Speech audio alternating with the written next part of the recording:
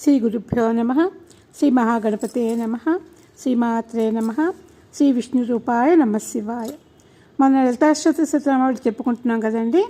నిన్న 89వ నామం రక్తాశ రక్తజిహ్వాది శనాయే నమో నమ. అక్కడ దాకా చెప్పుకున్నాం అనమాట.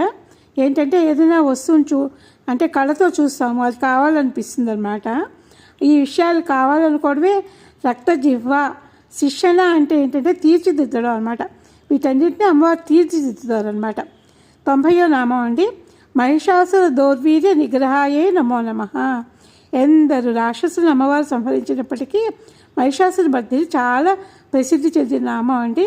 దేవీ మహత్వానికి చెందిన నామమే మహిషాసుని యొక్క భుజబలాన్ని నిగ్రహించిన తల్లి అనమాట. ఇది కూడా ఏంటంటే దేవి మహత్వానికి చెందిన నామమే అనమాట. మహిషాసురుడు విరవీగి అనేక అసురులపై దాడి చేసినప్పుడు అమ్మవారు కించిత్ కూడా గ్లాని పడకుండా మహిషాసుని సంహరిస్తారనమాట. దేవి మహత్యంలో దుర్గగా చండిగా వచ్చిన తల్లే భండాసుర సంహారంలో కూడా లలితాదేవిగా వచ్చారండి. 91వ నామము అభ్రకేశ మహోత్సవ కారణాయే నమో నమ. అభ్రకేశుడికి మహోత్సవము కలిగించే తల్లి అని అర్థం అనమాట. శివునికి అండి అభ్రకేశుడు అని పేరు కూడా ఉందన్నమాట.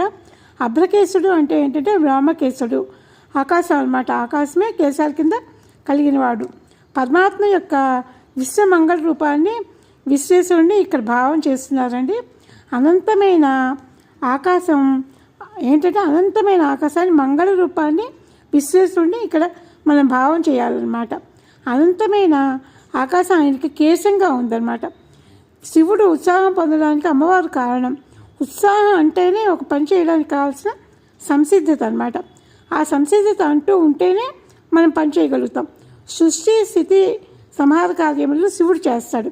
వాటికి సంకల్పశక్తి అమ్మవారు అనమాట. అభ్రకేశ మహోత్సాహ కారణాయే నమో నమ. 92వ నామం అండి మహేశయుక్త నటన తత్పరాయే నమో నమ.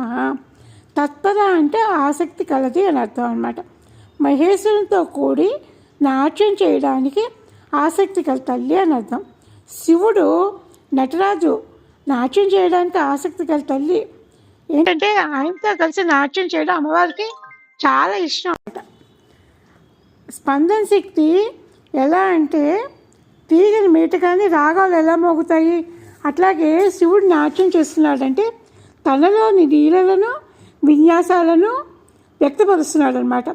ఈయన నాట్యంలో అమ్మవారు ఒక భాగం. పరమేశ్వరుడు తాండవం చేస్తారు, అమ్మవారు ఏంటంటే లాస్యం చేస్తారనమాట.